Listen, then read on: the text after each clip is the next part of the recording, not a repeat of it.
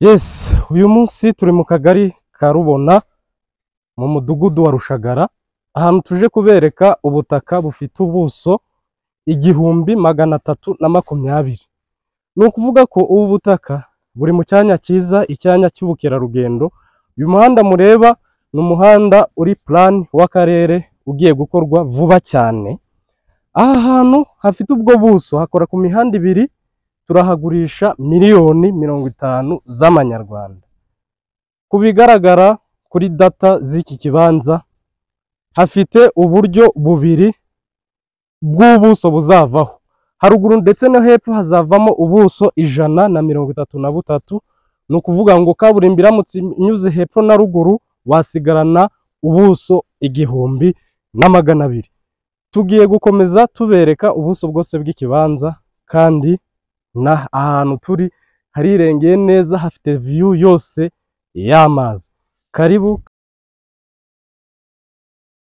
Aha hose ubwo buso buruzuye, kandi ubuso 1320 haba hajyamo cyangwa hakavamo ibibanza bitatu. Tugendeye ku bibanza bisanzwe, kuvuga ngo aha hantu ushobora kuhafata ukahashyira moteri cyangwa hoteli, kuko ubu buso burenga 1000 uba wemerewe kubushyiramo moteri.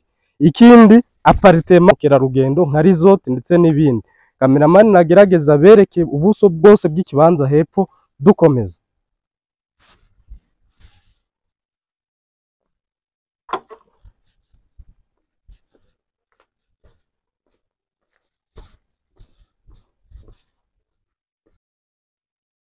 Yes, murakoze cyane. Reka tujya ahantu hirengeye noneho, aho muraba mufite view yose y'ikiyaga.